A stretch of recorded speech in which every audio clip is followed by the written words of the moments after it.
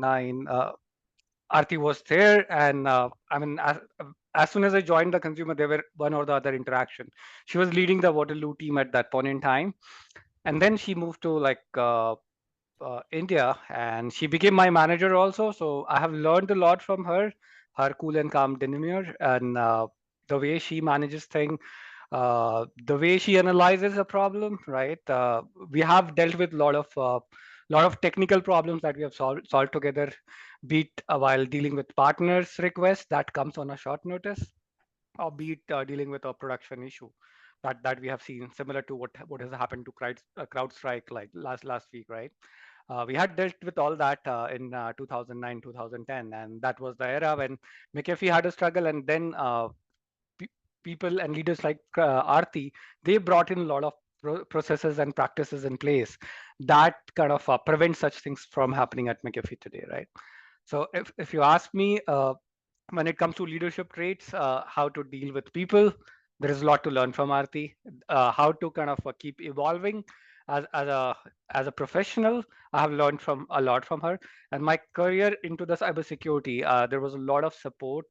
She acted more like a backbone for my entire career that I ventured into the cybersecurity, because I was not a cybersecurity person before joining McAfee. I was more into automation and development when I was working at SAP Labs. But when I ventured here, I needed support, and I needed leaders like Aarti, who paved my path and gave me that direction. And the person that I am, they kind of opened up a lot of avenues for me to leverage and grow and get better at my skills, right? So I owe a lot to Aarti and her leadership in shaping my career and path. So over to you, Aarti. Thank you, Sandeep. Thank you for the kind words. So I can just say one thing, right? I mean, you can bring horse to the water, can't make it drink it. But then Sandeep is one person, and Sandeep knows that, whom I have admired. It's like a mutual respect for each other, right? Or a mutual fan club, if you may say so. He's one person who has shown a lot of resilience, a lot of focus. I won't just say hard work, but a lot of focused efforts driven by the passion that he had for security and cybersecurity and all of it, right? So my job as a leader is to identify the talent and give them the opportunities. To make the best of the opportunities is up to the individual person or individual engineer. And Sandeep has been one of that role model for many others as to how to grab those opportunities when you get to do so. Right. If I start, so you want me to start with my journey so far, Sandeep, or or you want to do it more of a Q&A kind of a session? How do we want to proceed? So I think your journey would be awesome, like how you progress, because these people are looking forward to venture into cybersecurity, and what were your challenges? Okay. How did So you let overcome? me, Yeah. okay, let me quick. Okay. So let me quickly share. I have not created, Sandeep knows I'm not much of a slide person, honestly. I believe more in uh, interactive sessions. But I did do this just to give all of you an insight that no career is an exponential journey. There are always ups and downs in your careers, and you beat your personal trajectory or your professional trajectory. Right now, I have put the header as career, but there have been a lot of personal reasons here that has driven me through this trajectory that you see here.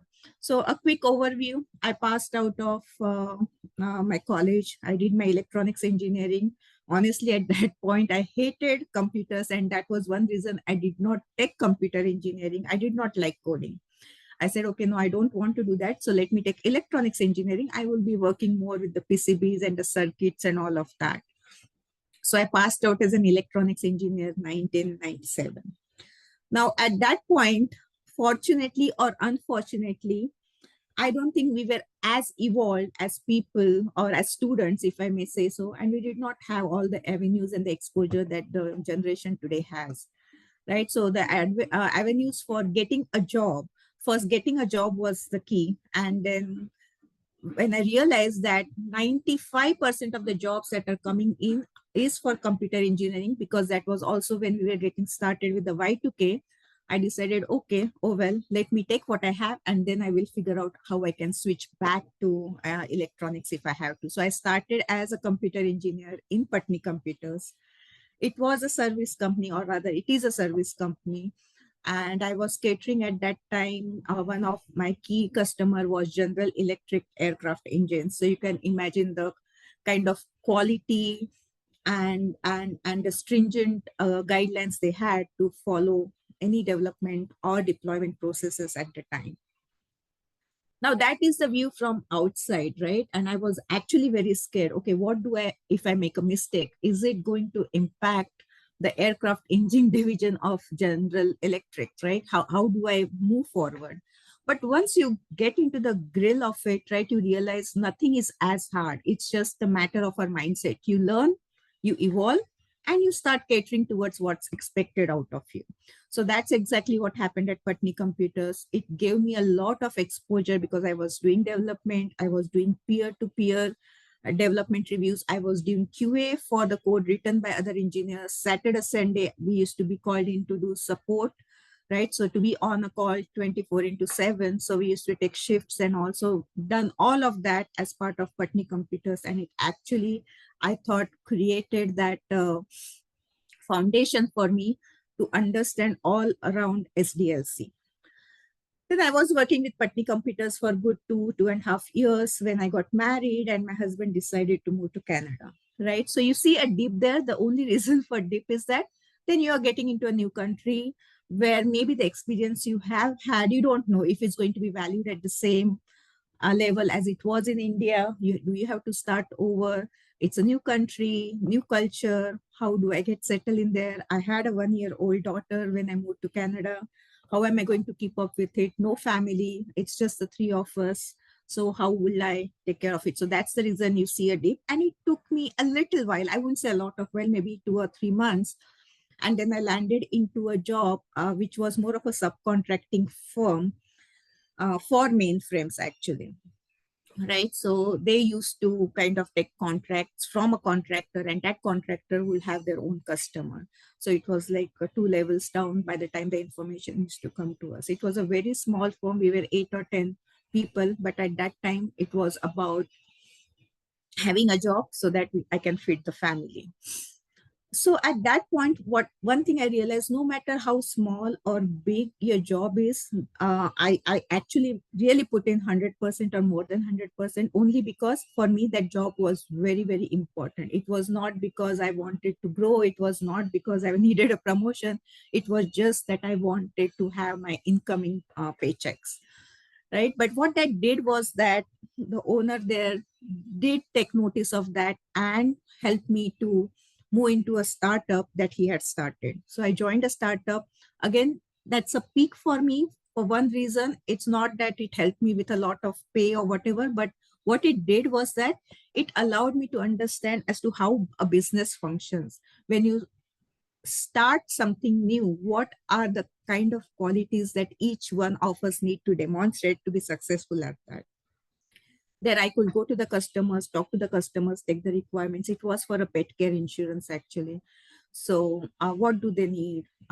What kind of user experience they need? Although I had no experience on user experience aspect of it, I used to design the screens for them because there were, like, as I said, 5 or 6 engineers at that startup too, along with the CTO, right? And it was, at that time, it was more of Visual Basic and Microsoft tech stack that we used.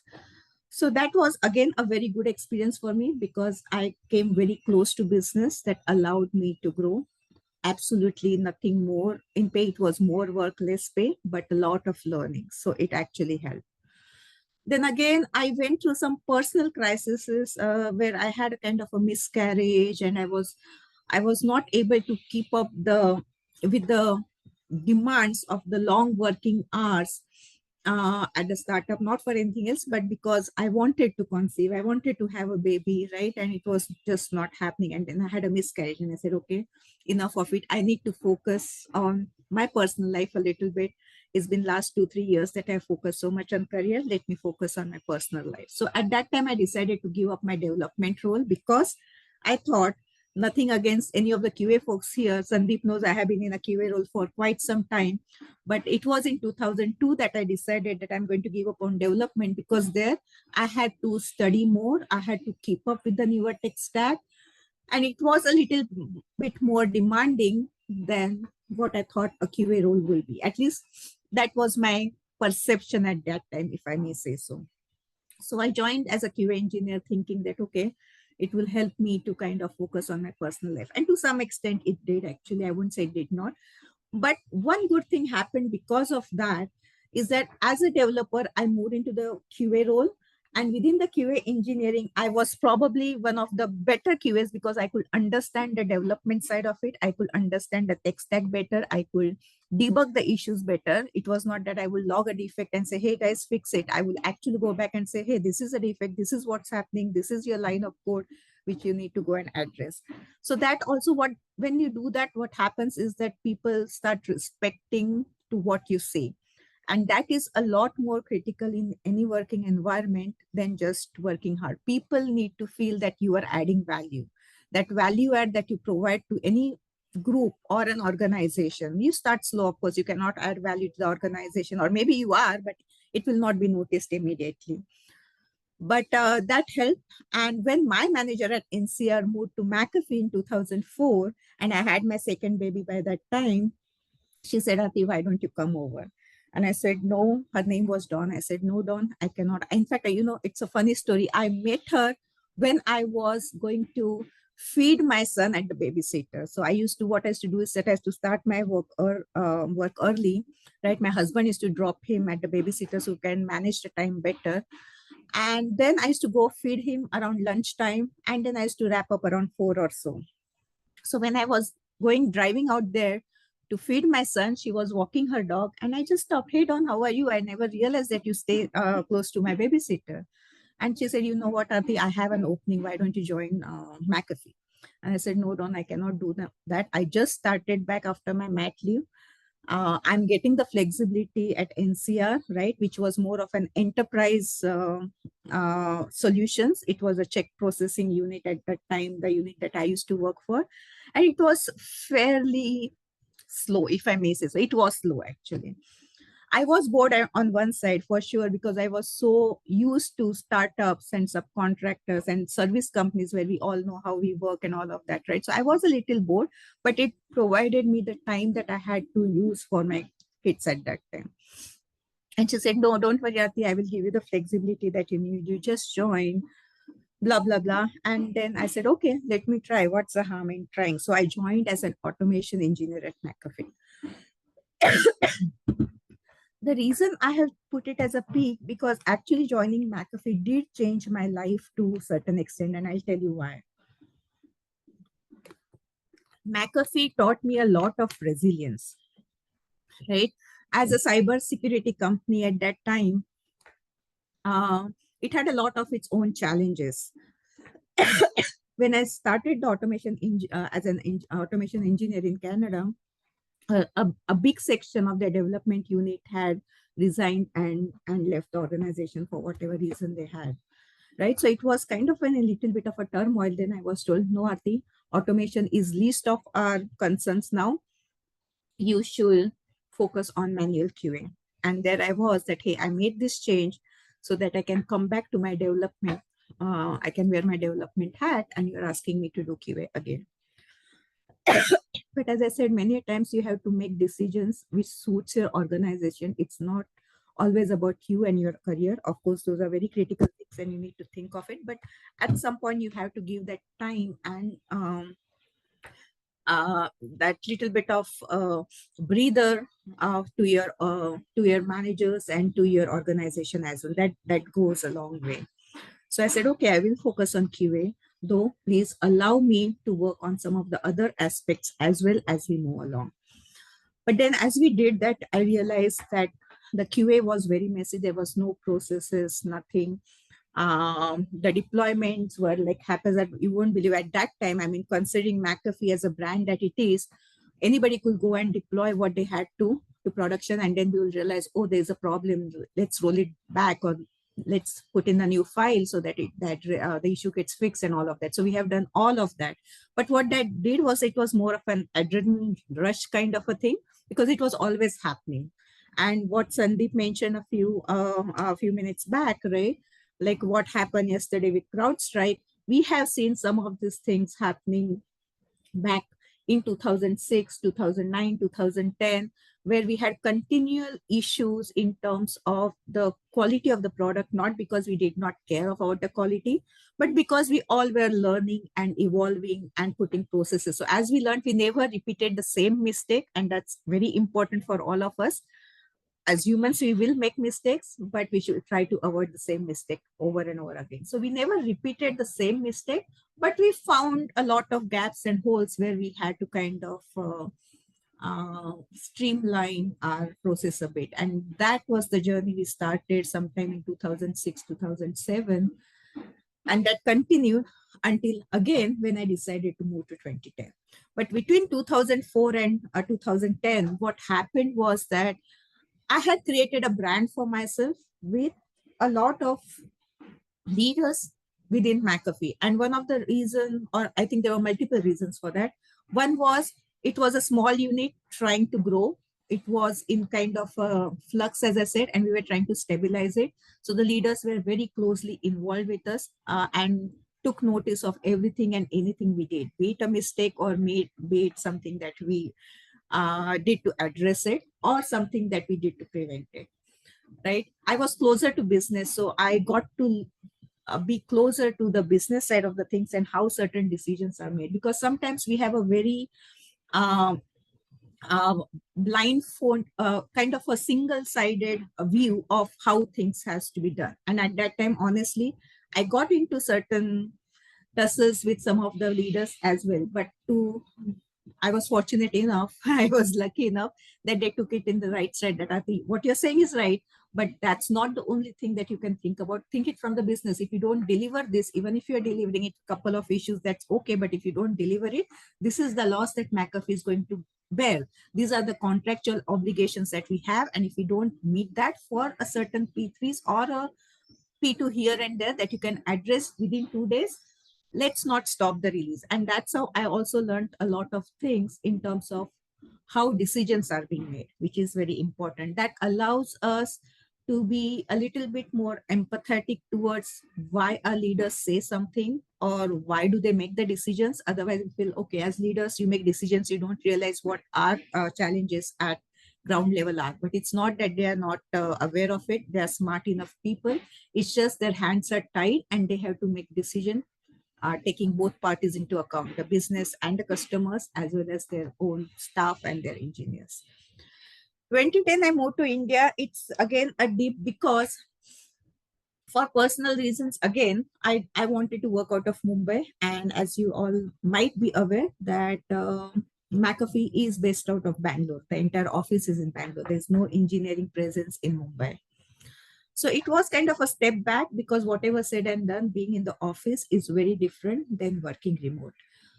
But I would say I didn't have an option, but it was a decision I made by choice, because I wanted to have my kids settle down. It was easier for me to take a little bit hit of my career than my kids coming and saying that, Mommy, we don't like it here, let's go back to Canada. That would have been catastrophic in terms of we have sold everything and come here and all of that, right? So I thought, okay, let me go a little slow, that's okay. And at that time, some leaders at McAfee have been very, very supportive, right? They allowed me to work from home. They said, you cannot work as a full-timer, you have to work as a contractor, because McAfee, at that time, work from home was not as common, right? So they said, our company doesn't allow it. We do not have this practice and all of that. So that happened until 2012. They decided that, okay, no, I can probably do the same kind of, I can perform the same kind of role, take on the same kind of responsibilities that I used to do when I was back in Canada. So that actually started in 2012. So I lost a couple of years there. And then I had to mold myself to the India culture. We will think that the cultural differences do not play a role. They do. Believe me, they do. The folks in Canada will expect different things from their leaders, from their managers, from their peers. The folks in India will expect something else. I will not say right or wrong. It's just that they're different. And then you have to learn and then mold yourself. And why I'm saying this is that it's not only about cultural differences or geo-cultural differences, but sometimes your organization cultures will be different. Your boss's expectations will be different, right? So we have to learn to adapt. We need to learn to be resilient. We cannot have it's my way or the highway. It doesn't work that way, no matter how good you are. Absolutely not. It doesn't matter how good you are. Of course, that will help you that if you are technically very, very sharp and really great at what you do, some of the other things will be overlooked and you will be tolerated. But one way or other, it's going to come in your way, right? So you have to be a little adaptive. I'm not saying give up on your core values. That's not what I'm saying, but you have to work around them a little bit, right? And then 2017, I again took on a bigger role. I started leading the inclusion and diversity initiative in India. We did a lot of good work around that. Sandeep helped me with quite a bit. We started a lot of security specific initiatives that will allow the people to understand the importance of secure programming, not just kind of creating solutions to secure the users from bad actors, but how do you actually also secure your code and the solutions that you're putting out there, right? We are during 2010, 2017, we focused a lot on the performance aspect of it. So all the non-functional side of any software solution, right? And then 2023, what happened, one of our head of partner engineering left and one of my leaders reached out to me and said, Aarti, can you take this role? And I said, no, Shaila, this is a lot of partner facing activities. Do you really think? Because I am, whatever said and done, I'm an introvert. I like having one-on-one relationship. I'm not very good at going out there and being there, be in somebody's face and say, no, we cannot be doing this. No, we should be doing this. Or this is the wrong way. This is the right way. Because you did this, we faltered here, right? I mean, I will do that, but my style of doing is slightly different. And the person who was heading this at the time was very different. So I always thought that that's a role model to do that kind of a role, and I will not be able to do it. And that time she took me aside and said, Aarti, without trying, you should say, never say no. If I'm trusting you, that means I'm seeing something in you. You should take the opportunity. If you fail, that's okay. We'll figure out something else. But don't say no. And I think you'll be able to do it better. And after a year, actually, I got some notes from my boss and my boss's boss, this lady.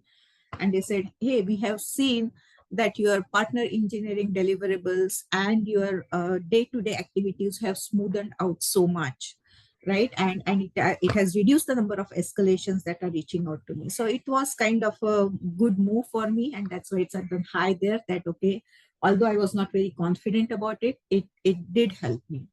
But the moral of the story there is that we as women, right, sometimes shy away thinking that, hey, since we have never done this prior, or because somebody else is doing it this way and I'm not that type, I won't be able to do it. But that's a wrong perception, or that's a myth, right? Everybody has a different way of doing things, right?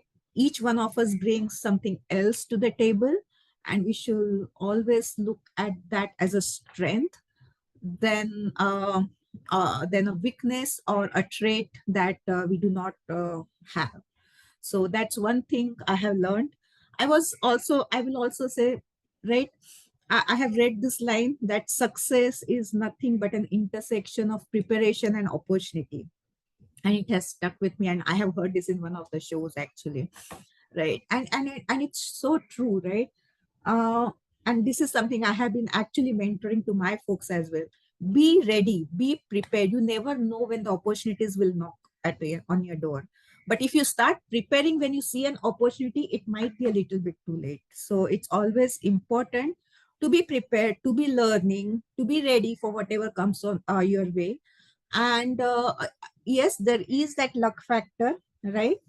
But that luck can work in your favor only if you have had put in the hard work, if you have had prepared yourself to grab those opportunities or to convert that luck into something.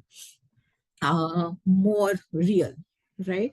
So that has been a little bit of my career trajectory. Maybe I'll take a small break here and see if anybody has any questions. Am I going too fast? Please.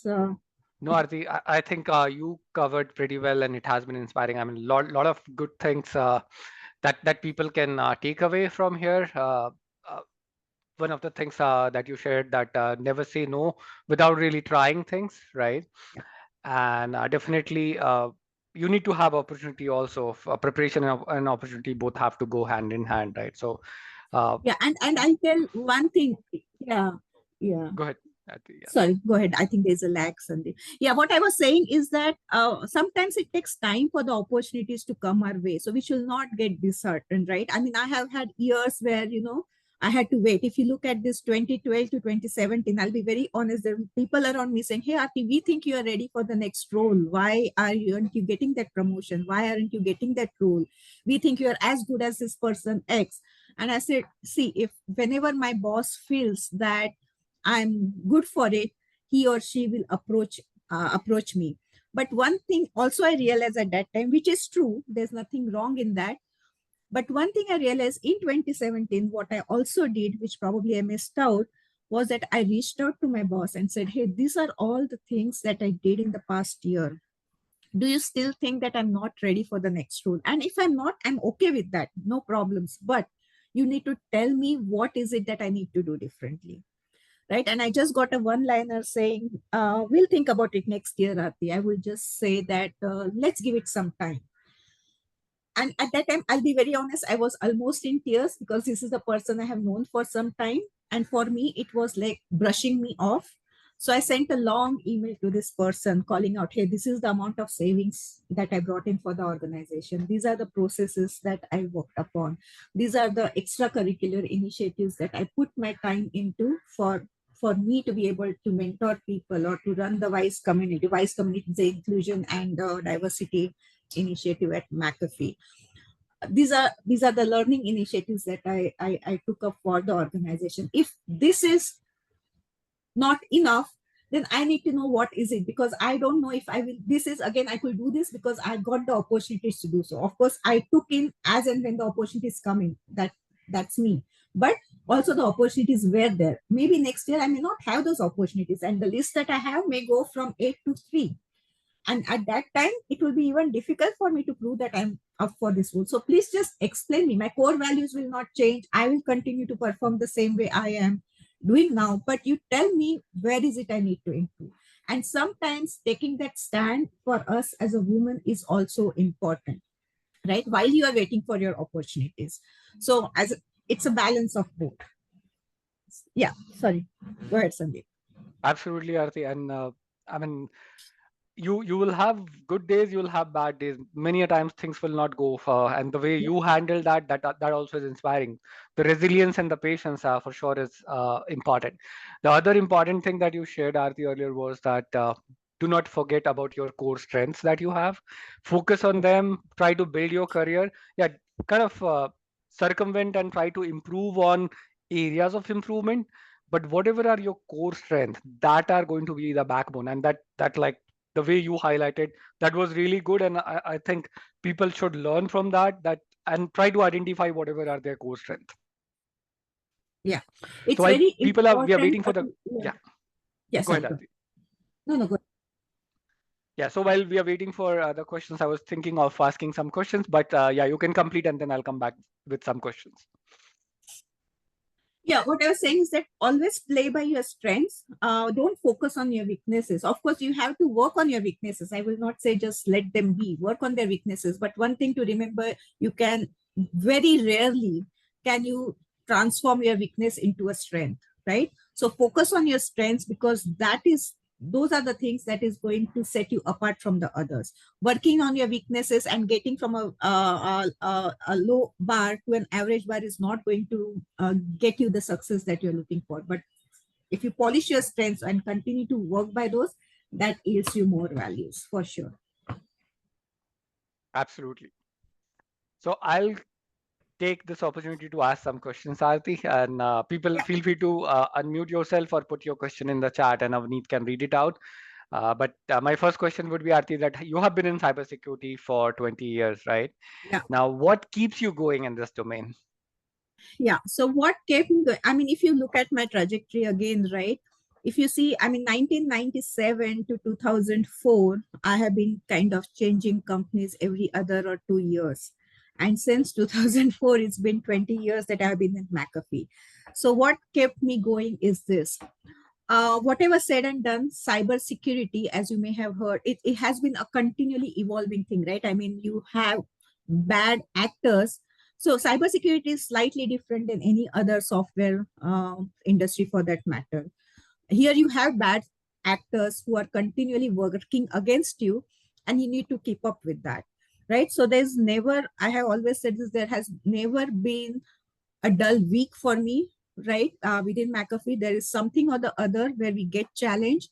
Sometimes it's because of the technical aspect of it, sometimes it's because of the external aspects of it, and sometimes it will be just because some of our B2B partners are entrusting certain expectations onto us.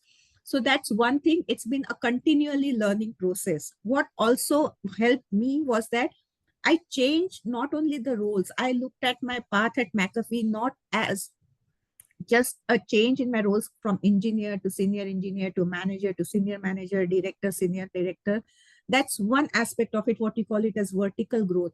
But I did a lot of horizontal changes as well. And that helped me too, because when I joined, as I said, in 2004, I was doing desktop applications, right? I was doing one or two applications, then I expanded it to four or five. So if everybody's aware, at that time it was traditional security. Even now we have traditional security, but it was like firewall, anti-spam, um,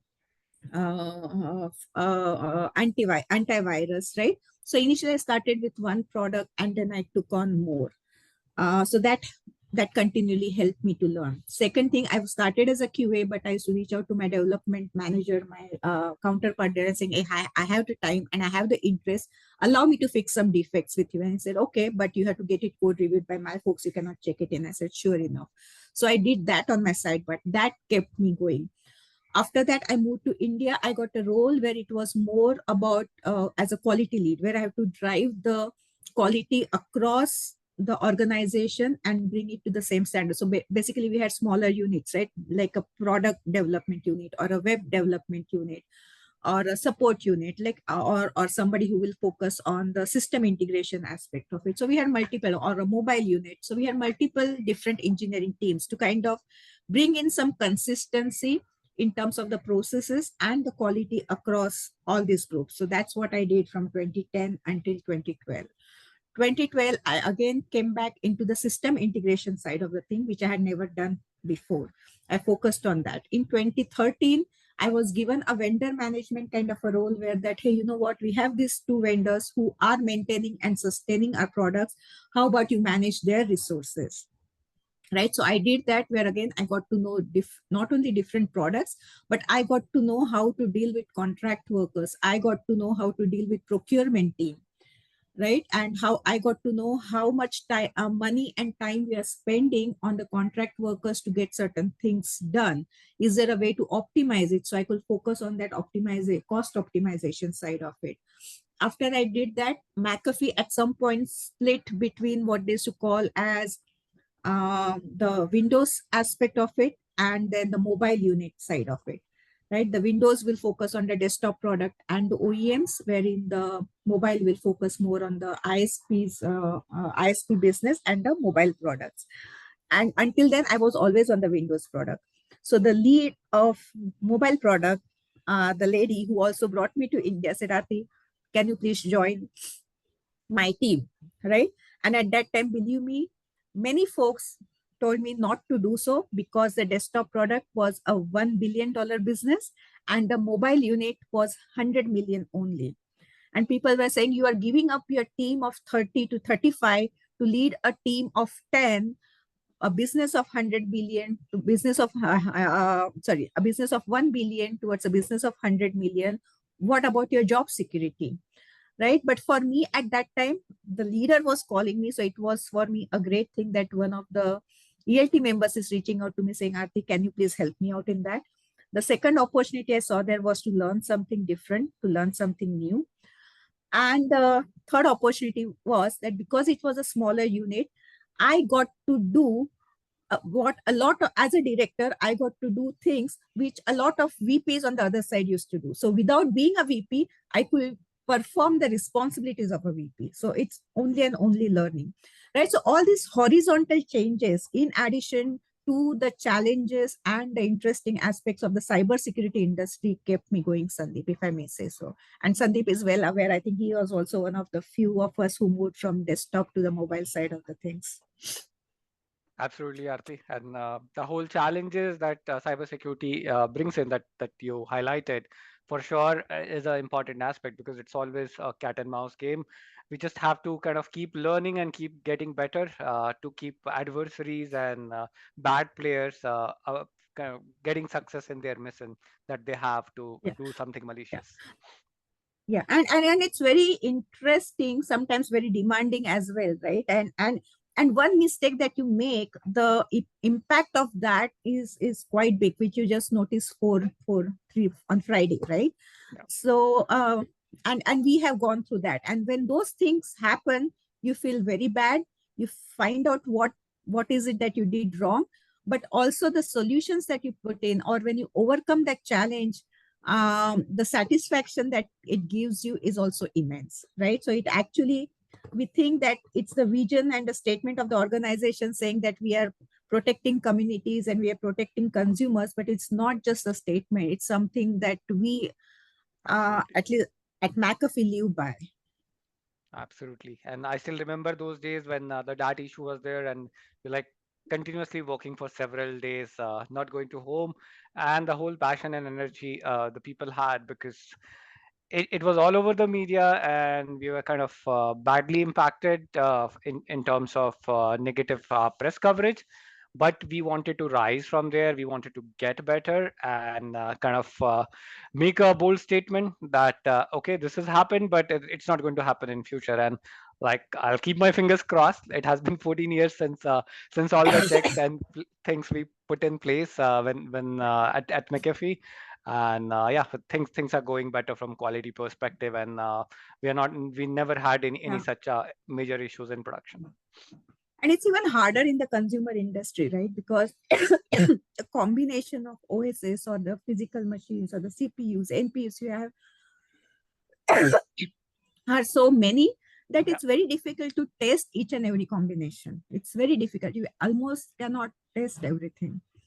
So the absolutely. consumer, I have worked on the enterprise solution as well as consumer solutions. Of course, each have its own challenges. I won't say the other one is any less challenging, but the challenges on consumer side are very, very different, and it's very fast paced. And when Absolutely. you are pacing yourself so quick, I don't think you even get a chance to think of, okay, should I get my resume updated? That that's true. And the other thing with McAfee is that one thing about McAfee is I love the culture at McAfee. I think I should take a moment and talk about that. Is that, you know, here we own the problem as a team and we come to address the problem as a team. It's not you did this, that's why I did this wrong. Hey, this team did that, they could have done this differently. It's not about that. When we have a problem, all of us get together as it's a McAfee problem, it's our problem. We get through it. We share our resources, we share our knowledge, we share everything that we have to rise through this problem, right? And that's one culture that kind of also helps me to be here for as long as I have been. Absolutely. So Avneet, I see that there is a question. So would you like to read it out for Aarti? Yes, Sandeep, right. So there is a question from Namrita. Before I read Namrita's question, I would, want to compliment Aarti that interesting story, interesting experiences, and some great brave moves.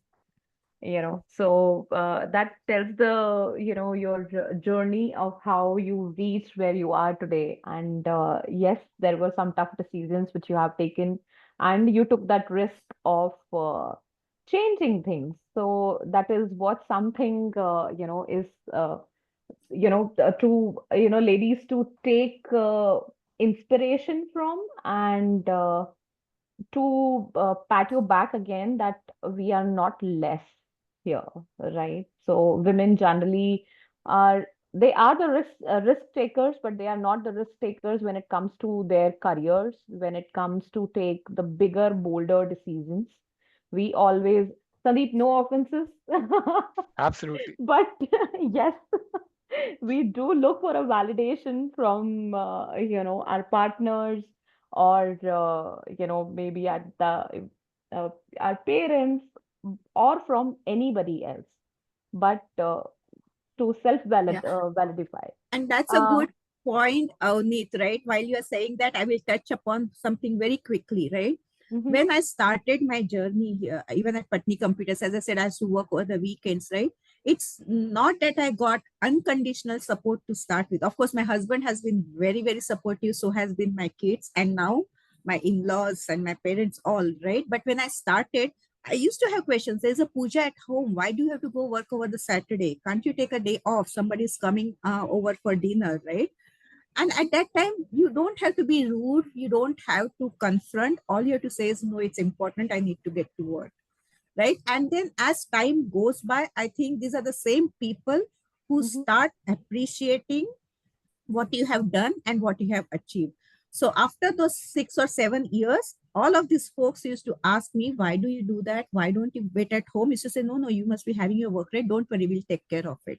Right. So it changes. So that first thing that, as Avni said, the validation or whatever, first we need to be sure as to what my priorities are. And there's nothing wrong in saying my priority is home against my priority is office. I have done that at certain stages of my career, and I have lost out a few years because of that, Mhm. right? But you have to make those decisions, but those decisions has to be yours, because if you own that decision, what comes out of that decision is a lot better than somebody enforcing that decision upon you. That's, at least that's what happens with me, right? And Wonderful it has point only made me shared, stronger day Aarti. by day. I mean, yeah, yeah. And a few years back, actually, my father-in-law came back and said that, Aarti, what you were, 15 years back, you are not the same. I said, yes, Papa, that's true, because I myself have gone through so much. Whatever I have created of my own. A- And that gives me my confidence, right? It doesn't have to be an ego. You don't, as I said, you have to be still very respectful of all your family, because at the end of it, if you have family support, all of this becomes a lot smoother. But if you don't have that, doesn't mean you will not be able to achieve it. That much I can tell you. You can still do it. It's very, very rightly said, Aarti. And as you say that there is a saying that it takes a village to raise a child. I feel it takes a village to raise everything. It's not just the child. This proverb is only we see related to the child, but everything you do needs that kind of a dedication, that kind of a support. Without that, things go on, but it becomes a smoother path if you get that the kind of a support which you require at Yeah. that point of Yeah. time, And the right? more you talk about your vulnerabilities, I think you get that support, right? You Mhm. don't have to always come across a strong person to get that support. Sometimes, hey mama, I really need this office work is important. I wish I could have stayed home, but I really need to go and do this, right? People will take Absolutely. that differently than not just saying that, okay, I need to go to work and finish this off, this is not important for me, right? So there are ways how you can handle those. So being diplomatic also is a key, definitely. Ask for the help Yes, as it is as important. Yes. absolutely. That's the key, ladies, definitely. And which is something, we sometimes forget that the some few works can be done being polite also, and some you have to be authoritative too. Yeah, So correct. it's the situation, how you handle it. Moving to the question, Aarti, I'll read out the first question from Namrita. She says, my name is Namrita and I'm transitioning into the cybersecurity field after 2 years of experience as a QA tester. I resigned from Capgemini in April 2023 due to managerial issues and was unable to secure a security project during my time there. Despite applying to numerous jobs and working as a freelancer, I struggled to secure a QA role.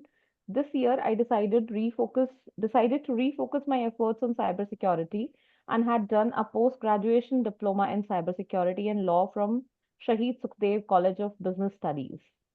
Uh, Given your extensive experience in engineering and product development at McAfee, I would greatly appreciate any advice or insight you could offer on securing a job in cybersecurity after transitioning from a QA role. So, in addition to this question, Aarti, I would want you to put some light on, not necessarily as Namrata is coming from a QA testing role. Here, all the candidates are not necessarily coming from the cybersecurity background only. There have been people from the various backgrounds as well. So, as cybersecurity is a new skill for them, so what are the opportunities which you would suggest, or what is the road path which you would suggest to them? Okay. So if you look at the cyber security industry as well, right? And I think Sandeep will also give you some similar insights. You will still have different layers to it, right? Even in cyber security, you will have a core team who works on the engines or the AI aspect of it or the ML aspect of it to be able to address to this threats that you see from the external bad actors, right? So that's what we call it as the core of cybersecurity. On top of that, you write solutions. You have to excuse me. Hopefully that will die off. So on top of that, you have your user experiences or your business logic or your orchestrators to be able to take this solution out in the market, right? And on top of that, you will have the user experiences and all of that. So there are multiple layers even within a cyber security industry when you are looking out for roles. Am I audible? Yes, Aarti. Okay. Yeah. So first then identify which of these vectors are you want to focus on. Do you want to go onto the core side of it? Do you want to go onto the middle layer of it, or you want to go on the top layer? There could be multiple layers, but I'm just at a very broad level, I'm saying this, right? If you want to go to the core level, right, it needs a lot of expertise and passion. I will tell you, just doing a course will not help you to get a job. Sorry, I'm being very curt here, but I want to be as honest as I could be, right? And Sandeep can talk to it. Sandeep has a lot of experience because there were many folks in McAfee used to tell me that, Aarti, I want to focus on this bottom layer core. And I told them, okay, work with Sandeep, right? But what they were expecting is that somebody will tell them what to do and they will do it. But that does not work at that core level, right? That core level, you need passion. You need curiosity to learn something new every time. You need to be knowing as to what's happening in the industry, be abreast of all the new happenings, and then see how much of that you are able to grasp, how much of that you are able to articulate, because that's what is going to be useful when you go for an interview. Okay, so that's the core. And then there are orchestrators and the UX aspect of it, where the skills will be more or less at that time having your cybersecurity domain knowledge a little bit higher than anybody else will definitely come to help, but it will not help you at the core. So look at it that way. Which are the areas that you want to focus on? And as I said, if it's a core, it needs a lot of passion. You need to be continually learning, and you cannot be waiting for somebody else to tell you what to do. You have to be very proactive about, hey, I read this, maybe that this will be an issue. Maybe I could use this technology, and maybe I need to learn this, and maybe I need to do a POC, right? All of those things will add a lot of value when you are applying or trying for a role in that core domain. And as far as in terms of, if you go even one beyond that as to how to get your resume shortlisted, right? If you have confidence that you are doing all of this, but you are not getting shortlisted for the resumes itself, sometimes it's okay that you have not actually worked on it, but you are very well versed with those terminologies. Put that in your resume. That's okay. Because what the first level happens is that the HR will go and filter on the keywords, right? And if your keyword doesn't pop in there, you lose that opportunity to get an interview. But at the same time, don't put in something which you're completely unaware of. At least you should be prepared that, okay, I will learn about this, I will do a good job at it, I will do a POC at home, and I'm going to put this and I will learn this and then go for an interview. It's okay to do so.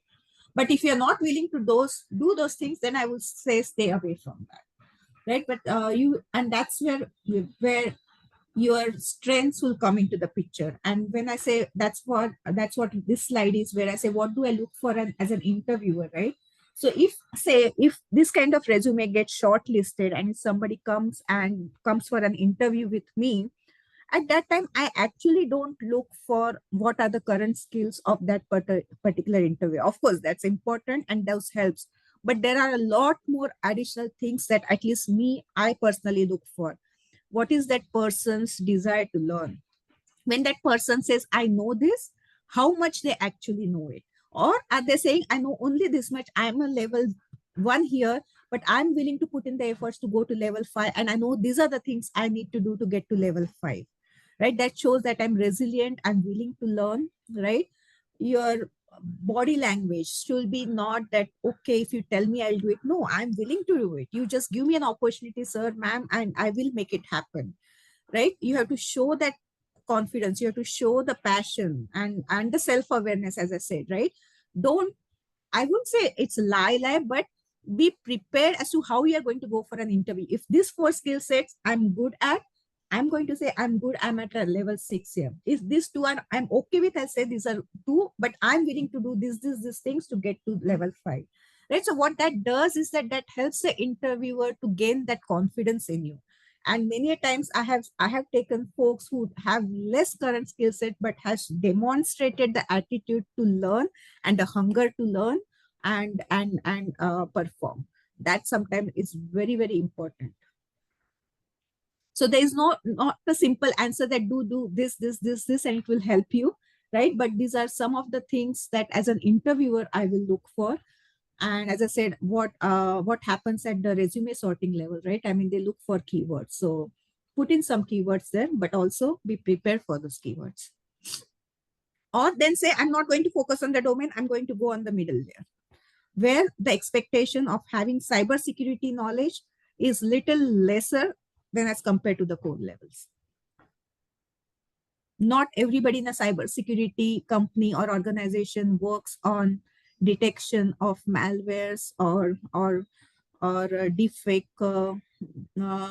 issues or working on AI and ML. No, that's not true. And as far as the QA role goes, to Namrata's question, right, what I also notice is now currently, with all the new tech stack coming in and the transformation in the business itself, the QA role is kind of getting converted into kind of an SDET role. At least that's what has happened with McAfee. So rather than having a black box QA, what we look for is somebody who can do white box testing and in some cases also write automation. There will be QA roles. I'm not saying there will not be, but there'll be fewer of those. So then maybe you need to target those. Okay, Namrata, I think does that help, Avneet, or any follow-up question? Namrata, if you have anything, happy to answer.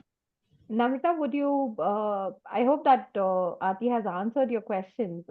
If in case you have any other question to ask, you can unmute yourself and ask yourself.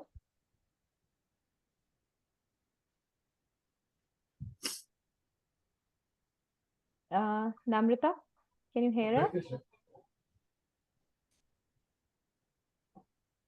Okay, so okay, she's given yeah, thanks. she's written thanks. Okay, thank you so much, Aarti. Moving to the next question, which is coming from Madhuri. She's asking, hi Aarti, truly motivating speech. Thank you. Any specific opportunity at McAfee for returnship or any kind of internship, if you can just suggest? Yeah. So at McAfee, we are starting to reintroduce the program of return to work. During the COVID time, and then with the divestiture that happened between McAfee and the enterprise division, right? We went a little slower, but we are planning to bring that back on. So if somebody's interested, via Sandeep, you can forward me the resumes. I will do whatever I can. Although I'm being very open that we are we have not reinstated that completely, but we just had a discussion last quarter that we want to start reinstating that. So yes, we will have such opportunities where we want to kind of cater to this particular cohort of return back to work. Great. Some opportunities which you can see, ladies. So get up yourself, finish your certifications, brush up whatever Sandeep has taught you in all the past sessions, and give it a shot. Yeah, and I will always suggest when we do the certifications, please apply those to some of the actual practical applications or solutions, because certifications are good. No knowledge goes waste. That's one of my other mottos, right? No knowledge absolutely does not go waste. But at the same time, if you have not applied it practically, it does not give you the confidence or the depth of it.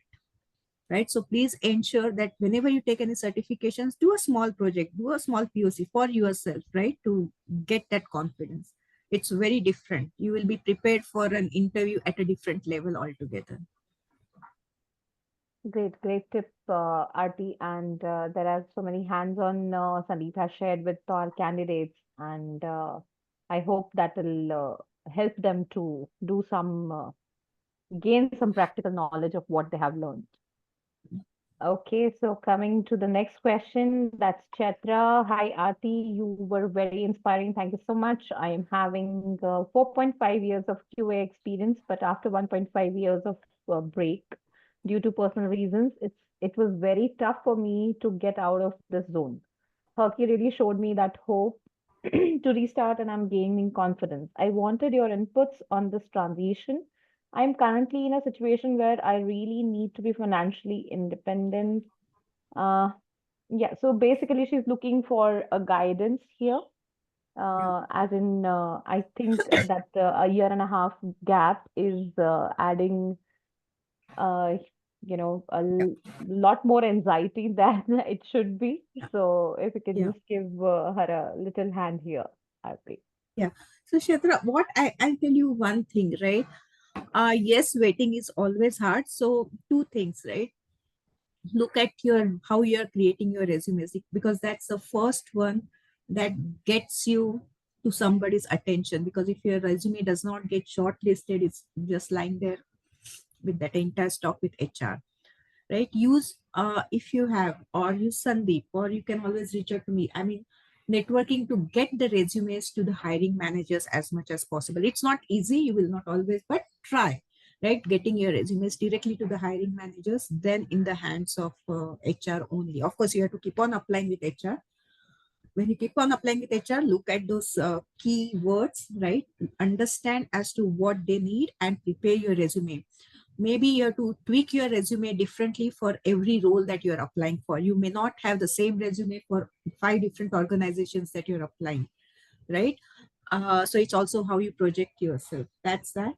And the third thing, right? I know you're doing it to be financially independent, but I'll tell you, when we went to Canada, I was lucky enough to get my job immediately. But what my husband did was to do some volunteer work with an organization. It took him almost 6 months, right? But it's still better waiting at home for 6 months doing the applications than to go to an office, work with 5 people, and get the actual experience, although it's not paying you anything. Because that has higher chances of translating for two reasons. Maybe that organization themselves will do it. And if they cannot, and you have done a good job, they actually feel the obligation to go and provide you the references to some other colleagues that they will be aware of. So that's another route that you should be taking. All this voluntary work while you're returning back from home for work after a break or whatever actually has helped. I have seen personally it in my family, right? It takes time. I mean, there are 6 months when you think, okay, but those 6 months you don't have to not do anything. You can still keep on applying, but at the same time you are learning something. Yes, it takes your commute time, it takes your time out in the office and all of that, but that's a price that you have to pay to get back into the market quicker. So those will be 2-3 tips that I have. There is no There are no magic tricks as such. It's the right time and the attitude what you bring to the table. I always feel that that also adds up. I hope that It's answers your question, Chaitra. yeah, it's very, very important, right? So if you see here, right, converting from internship to full-time, what I have put in here, right? This is something that I look for in an intern when I'm willing to extend a full-time position to that particular candidate who is doing the internship, right? A male or female doesn't matter. But whenever you, in a sense, any one of us is trying to get into an internship, we promise the moon. We do, right? Because we want that job. There's nothing wrong in that. But then continue displaying those traits, right? And perform as per to what you have promised. For me, integrity in the industry is very, very critical for you to be getting noticed. That's one hard thing nowadays that you find difficult because we all get pulled into all different direction, but never go away from your commitments and promises. So continue displaying the traits that you promised. Establish the relationship with the co-workers, right? Help them out, seek for help, right? Because these are the co-workers who will probably by word of mouth will say, hey, this person is good. Did you see? If you get a chance at it, you should try to convert. That plays a very big role in my decision, right? It's not only what about the direct manager says, but what about the peers, what about the other co-workers not within your group. Always try to exceed the expectations. I mean, that's one thing every employer and every manager wants, right? That you are doing or providing something more than what they expected out of you. And then when your internship is coming to an end, do not shy away from reaching out to multiple folks that, hey, I'm just finishing this. I have done this. These are my references. If you have something, please let me know. Right. So these are the few things that I have noticed has played a role for me to extend the full-time job for any intern that has worked within McAfee.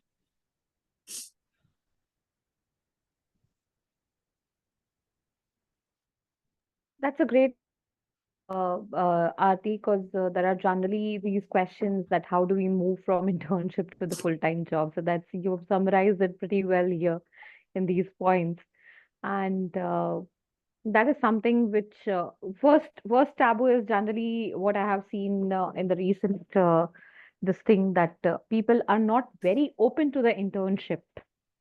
They feel probably like it is a limited period time opportunity, and after this I'm not probably be moving ahead. So these are great tips which will help them moving And that's forward. that's a mindset that we need to give up on, right? Because as I said, there's no gain without pain, right? So although maybe it will not translate into something, but just consider how much experience it will provide you while you are doing that, right? I mean, believe my daughter, she's a chemical engineer and she did her chemical engineer from Canada. So she is back here because she's studying for her GMAT and wants to go back to US. So for her, it was that, mommy, I'm anyway studying for my GMAT. It's 1 year. Let me study. I will focus on it. I'll get my scores and go back. I said, no, nothing doing. Do an internship. You can study over the weekend. GMAT is not as hard that you need 1 full year to focus on GMAT. Do your internship. She travels from here 1.5 hours, which is about 100 kilometers away from Mumbai, to do that internship. Sometimes she comes back and says, mommy, I have not learned much today. I said, okay, but let's take last 6 months and tell me what is it that you have learned. And even if you have learned 5 things, right, it's going to help you to face your next interview. It's going to help you or bring you closer to the probability of being hired as a full-time in the next job. It's hard. You don't feel the value of it. You feel that you are being wasted. But believe me, even if you get 10% out of it and not 100%, you have gained something. Don't look that I have wasted 90% of the time. Look at it. You have gained 10% of the time. I know it may sound a little philosophical, but I myself have practiced it. So it's not that I'm just saying it for the heck of it. I have practiced it. I make my kids practice it, right? Because that's the only way. Nothing comes in easy, ladies. I mean, that's one thing I have learned. Nothing comes in easy. There's nothing as work-life balance. You have to make priority decisions day by day. There are days when I say, I'm really sick today, I cannot do this, but I'll take 2 calls, right? But there's no work-life balance that will say that Aarti, you can take a day off today because you're not feeling well.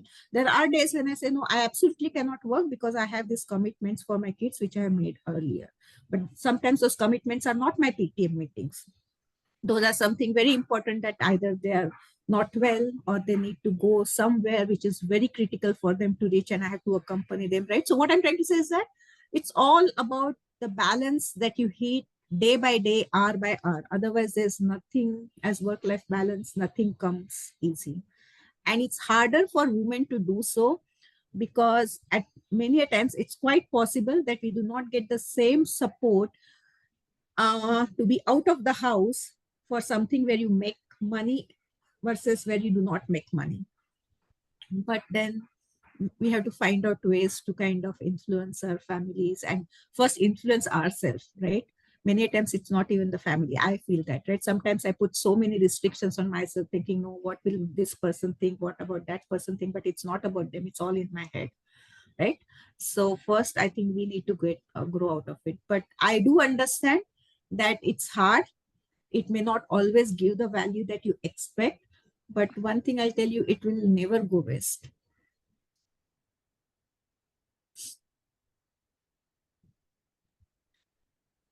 Great, great. Adi, it is so motivational to hear all these things. And believe me, we women really need to hear it from someone.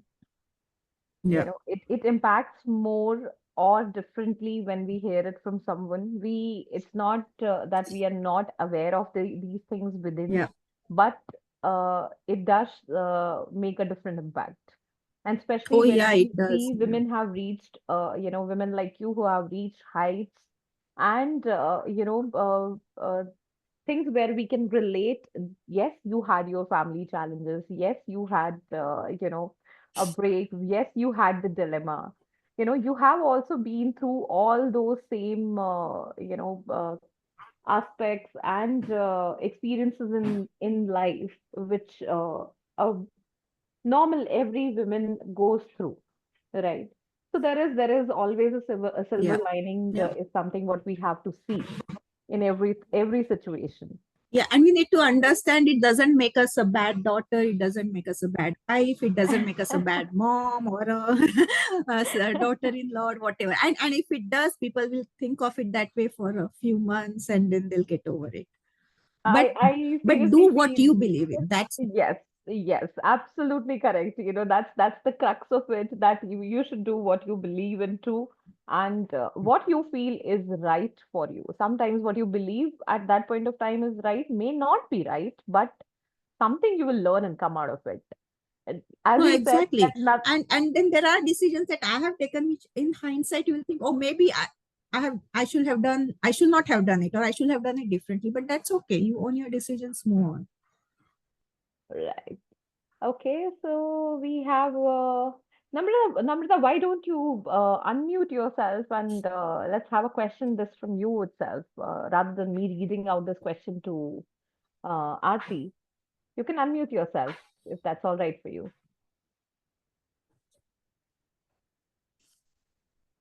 Yeah, please.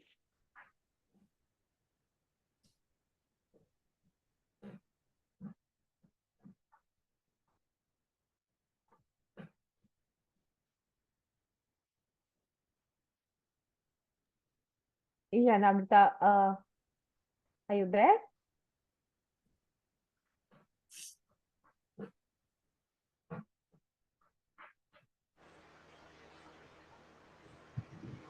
Hello, am I audible? Yes, Namrata, go ahead. Hello, ma'am. So I wanted to follow up on my previous message that I had done my post graduation diploma in cybersecurity and law, and currently I am also pursuing Google cybersecurity certification, and I have done various certifications. Of NSA from Fortinet and CNSS, and from some Pluralsight courses also. I have also done hands-on experience with the tools Wireshark, Python, Suite, and Map, and all the tools. And I'm also participating as a mentee in the Women for uh, Cyber Security. This is a mentorship program.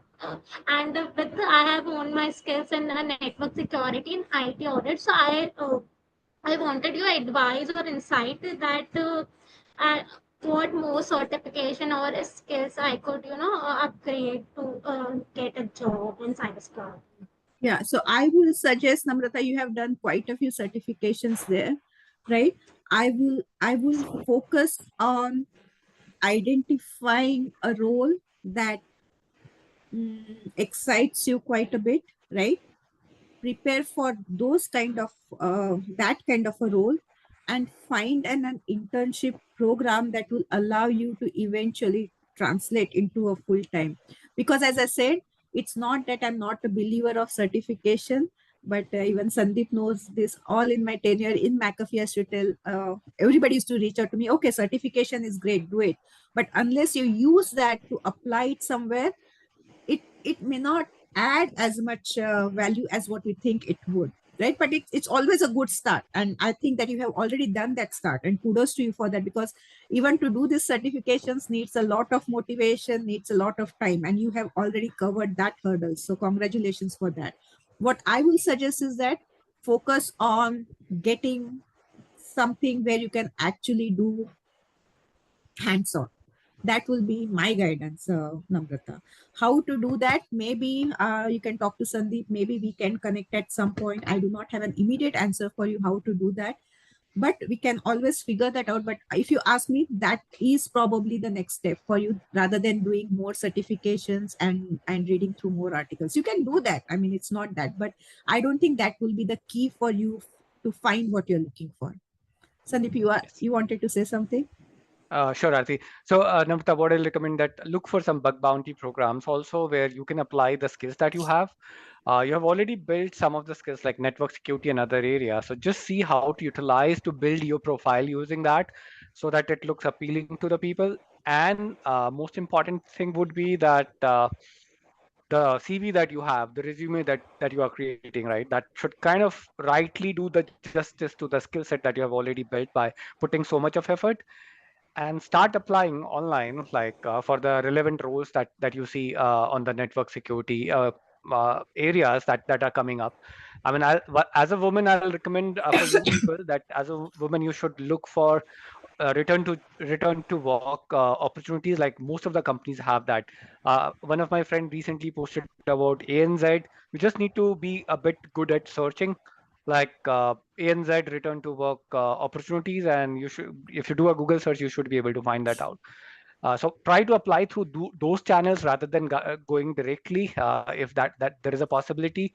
Second thing, when you are applying for any job, what I'll recommend that if you can get a referral, that works much better, right? Find somebody who can refer you for that opportunity. Suppose that you find that there is a opportunity in XYZ company that you are interested in. So go to LinkedIn, open xyz.com company page and see who is the nearest friend or friend's friend who can provide you referral in that organization. Reach out to them, collaborate with them. Again, this is also a skill, right? And you will get better at collaboration and talking to people, right? So that gives an opportunity to improve your network also. So you can leverage that way. If you do a direct application, the problem is that 10,000 people will do a direct application, and the HR team or the recruitment team would not have the patience to go through all 10,000 CVs. They would just run some filter, but the moment you go through a referral, the probability of your CV getting visibility is much higher. So bug bounties is something that I'll recommend you to participate. If you get a smaller opportunity to kind of get some experience applying these skills in a smaller firm, also try to take it up as an experience so that you can kind of get rid of that tag that you are carrying that you are out of work, and then once you have that experience, you can showcase that, and then getting back into any cybersecurity role becomes much easier. Yes, Sandeep, these freelancer sites, right? How does that work? That also looks for experience, or that also can work as avenues for any of these ladies? That can help, Aarti, to larger extent, because they will look for their profile, that what you are and how much capability you have. They would kind of run some checks. They might give you some exercises, probably unpaid one, to just evaluate how good you are at those. and then they will give you the assignments and tasks beyond that, right?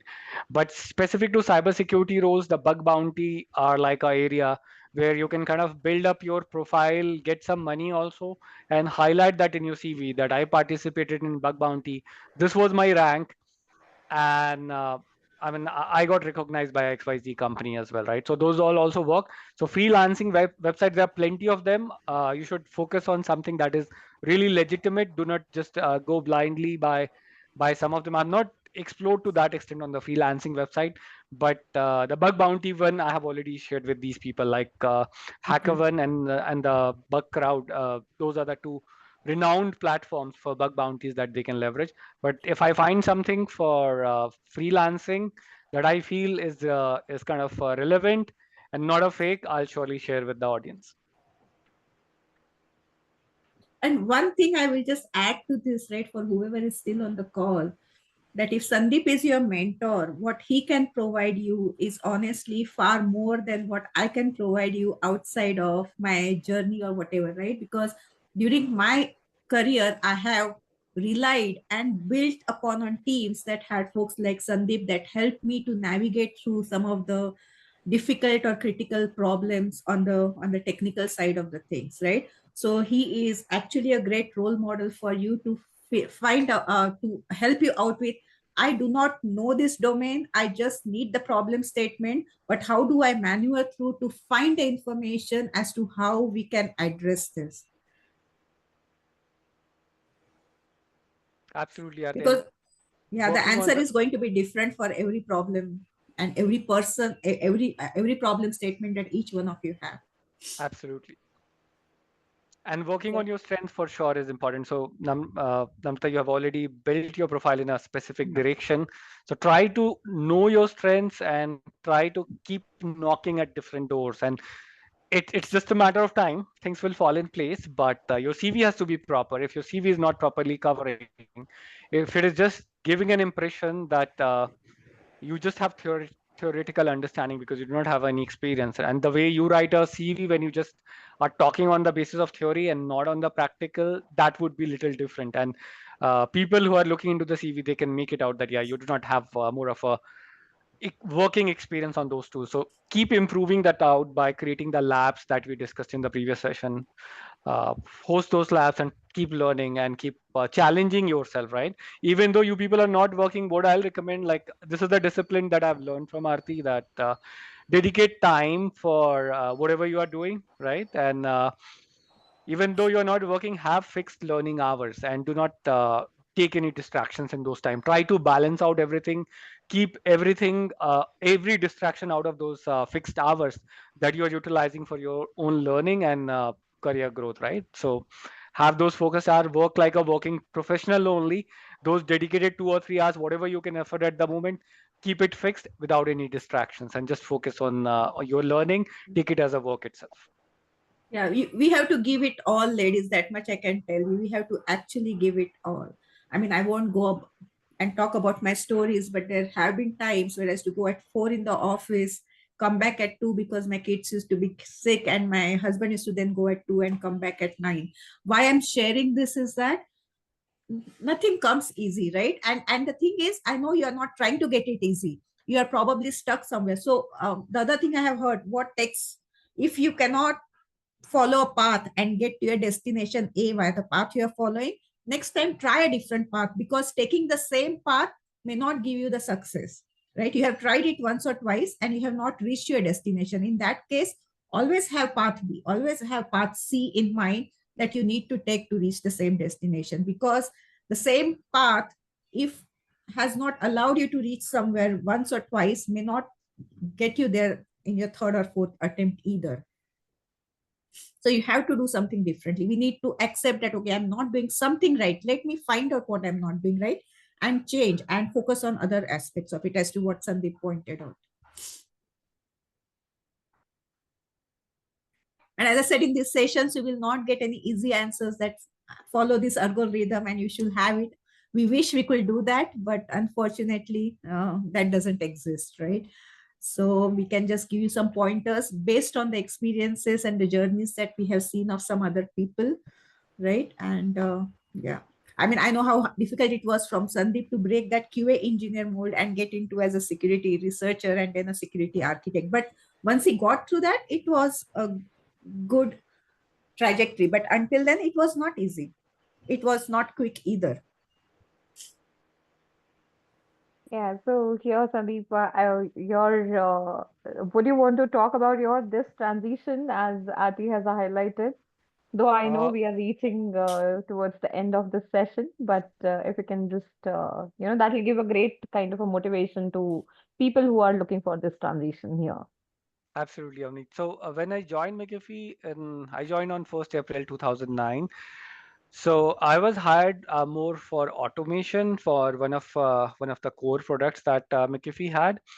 Now, after joining, after a few months, I realized that the automation requirement that they had, it got deprioritized because of the business reason, and they had like QA requirement within the team. So I continued working that. I liked that team pretty much because my first impression with that team, that whole lot of built the fondness, and most of the teams at McAfee are like that. But for the first team that I joined, the management and the leadership that I got, they were like really amazing, and the team was pretty strong. So I enjoyed working with those people. So I spoke with my manager after joining. After 5 or 6 months, it was done the first goals review meeting that was happening. So I told him that yeah, automation opportunity doesn't seems to be there. So he said that yeah, it's deprioritized, but if you want to pursue automation, I can talk to the other team, and you can move to the other teams and continue working, because they were separate automation teams also at that point in time. I liked the team, so I didn't want it to move out of that team, because the bonding was pretty good within that team. So I started looking for other possibilities where I can take up role, and then there were certain requests that came for doing some security assessment. It was all task driven. I was given a set of tasks. A set of tasks came to my manager, and somebody had to perform those tasks and give back that result. So I took that up and passed that result to the manager who was leading the security team in Waterloo. And then I liked that specific work that was more of a security assessment. Then I talked to my manager that can I get into that role. So he was a bit surprised, because somebody who has already worked for 5 years in automation, is good at automation. Why would he really be interested in leaving that out? That to a role which is not, I mean, at that point of time, there were not that many cybersecurity roles across the industry, right? I'm talking about like 2009, 2010, that era. So he told that, "Are you really serious?" And then I said that yes, yes, I just want to give it a try. So he's put forward like 6 months roadmap for me. That okay, I mean, this is the roadmap that you can try it out. I mean, there were certain certifications that I was required to do, and then I was asked to do a threat modeling.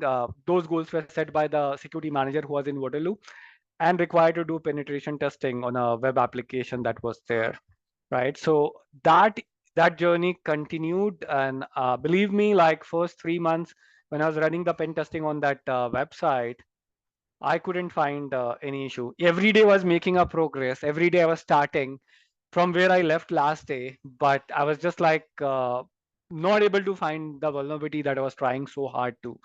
The first vulnerability that I found took me like more than 4 months, if I remember it correctly. But it didn't happen in a day. The whole effort that I started putting from day one, it all kept adding, and it was like incremental progress. Every day was a learning in the direction that I was moving to. At the same time, the threat modeling that I was working, that was also quite a learning, because I had to learn a lot of aspects and get the mentorship feedback from the Waterloo manager, security manager. So he was also of great help, right? So that's those 6 months were really fruitful in terms of like first 4 months were more investment into the learning. But beyond that, once I was there, it required further learning. So I'm still learning. I'm not saying that the learning has stopped. The learning still continues. But beyond those 4 months, things were a little easier, because I started getting the confidence, because the results were coming out, right? So once you start seeing the results coming out, be it when you are participating in the bug bounty, don't think that you're going to get a finding in a week's time. It might take several weeks for you to make the finding. But it will keep improving, and that journey is worth it, because that's what is building your core expertise, right? So that will keep building your strengths. So you should just focus on that. So beyond those 6 months, there was not looking back. I continued working on the starting from one product, one website to overall Windows platform that we had. And then when Aarti moved to that mobile and cloud world, she reached out to me, and I also moved along with her to the mobile and cloud side, where I got opportunity to work on mobile cloud and a router product. I had never worked on those domains, and I was even surprised that my leadership feels that I can do well, even though I've never worked on those domains. So that was kind of motivating, and I took that call to venture on the other side, and then started building my expertise on mobile cloud and embedded router product, right? So all those was awesome learning, because the more you diversify and the more you learn in cybersecurity, the better you get, right? So yeah, that kind of helped me in my career tremendously, and the learning has to continue. It should never stop. Thank you for sharing that, Sandeep. And you know, this is something which we didn't know about you all this while, and that's a great add up here. Coming to the questions, Icha is asking, what are the certifications required to do for cybersecurity skill set? So, do you Yeah, have any, such names which you can share with us here? sure. Any So such certifications? yeah, so I had already shared that in the previous session, but maybe Ikshak was not there. So my recommendation would be that if you are going in like cybersecurity purely, and if you have no expertise, start with CompTIA Security Plus, or go with CompTIA Network Plus. Somebody was asking what networking certification I'll recommend in the last session. So Network Plus would be something that I'll recommend. Both are from CompTIA, so I'll just put that in the chat, and I'll share that over the email also. So Also, this is what I my will add is that when you are trying to return back to work, also leave some flexibility for yourself, right? It's great that you have that passion for cybersecurity, but believe me, not everything goes as per the plan. So, as I said, have something else. Maybe in some cases, you need to think that maybe I'm going to focus on AI because now AI is being used in every other industry, including cybersecurity. Can I fuel my dream by learning that and seeing how I can apply it to it? Or data sciences for that matter. I'm just throwing out some pointers, right? Not necessarily you have to do it and leave that, but just keep yourself a little bit more flexible, because yeah, that's also something is important. Because I still feel if I had not made a choice of taking a step back in certain cases where no, I will not just focus on development, I will move to QA, or I will not just focus on a larger team, I will take a step back and do a smaller team. Sometimes you have to go to step back to take a long jump, right? So have that in your back of your mind as well. I mean, of course, do the certifications and all of that, but just have that in mind. Don't get too stuck onto this is the only thing that I want to do, because sometimes you have to make some decisions and go some other way rather than going the straight route. absolutely. And building more of a practical knowledge using the labs that we discussed on your own, that would also give you the confidence. When you go ahead with the certification, you're just purely focusing on clearing that exam, right? So that takes a lot of time and effort, and it takes away the focus as well on other aspects. Okay. The next question is from Aarti for Aarti. Uh, Aarti, would like to know how to apply for voluntary jobs?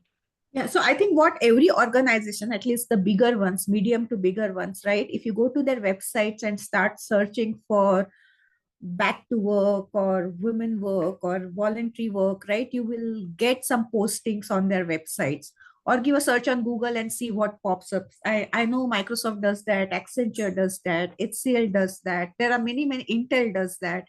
Many organizations that do it. Sandeep, I'm not aware of any one website where all of this will be listed. I'm not aware of No, any such. No, right? But yeah, we'll have to, I mean, just give a search and go individually to each of these organization's website and try it out.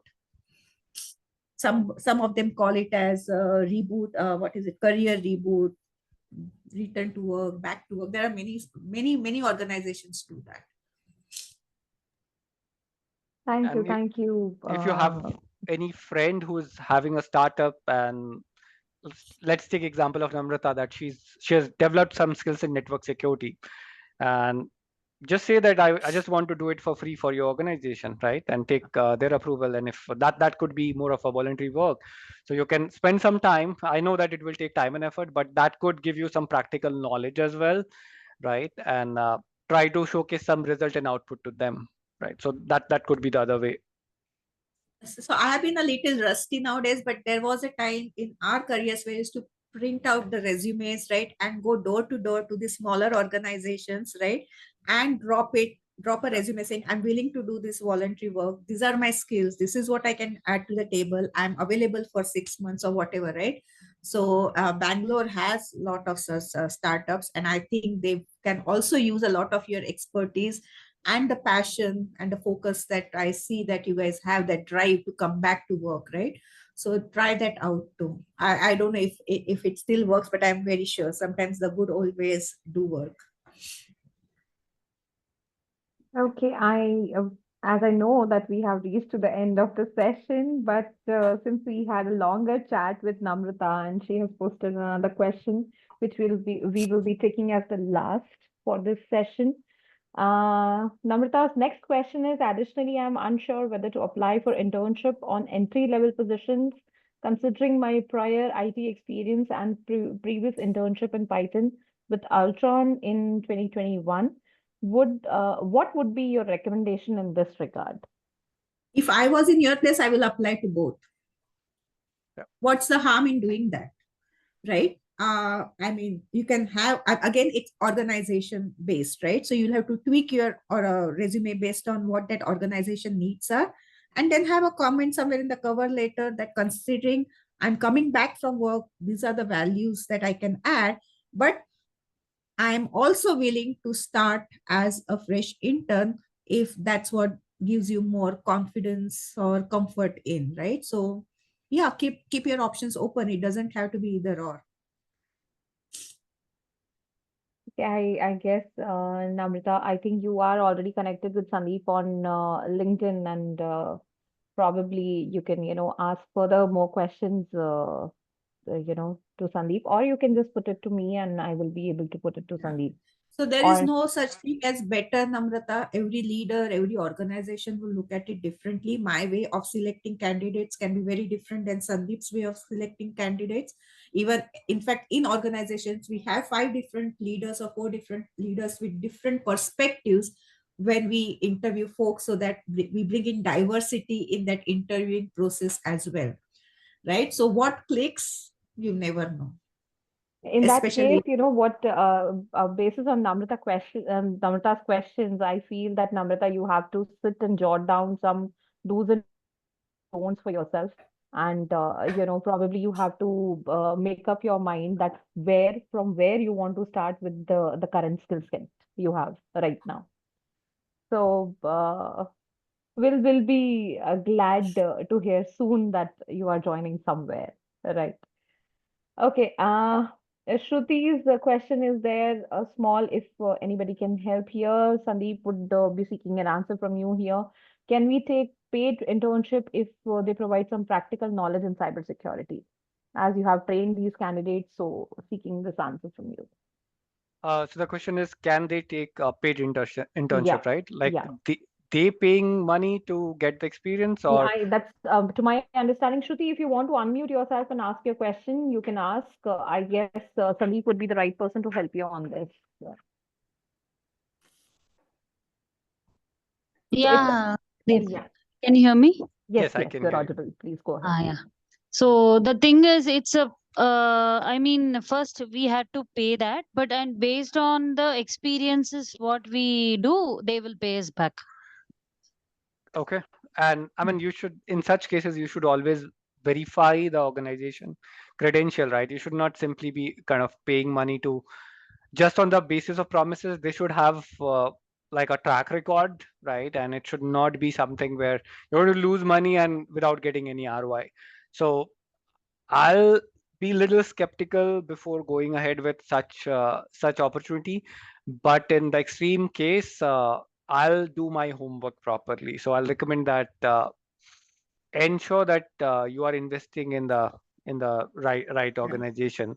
And if they have a track record, if you know them for years, or if you have people who kind of who are known to you, not known to them, because they can bring up fake people, right? And they'll just endorse them. So if you can find out from the reviews and find out from the past history that they are genuine, and if the cost of you paying them is not much, then it is still okay. But if they are asking you to pay several thousand, say 40,000 or 50,000, that becomes a larger amount. Okay, Shruti, I hope you understood the dynamics of how it works. Yeah, so let's conclude today's session, and thank you so much, Aarti, along with talking only not about only the cybersecurity. You have really given some touch points which or probably some motivation again to our these candidates, which will definitely help them to move forward and take the right decisions. As I'm sure Namrata is pretty contented with the answers you have given her and the guidance you have shown.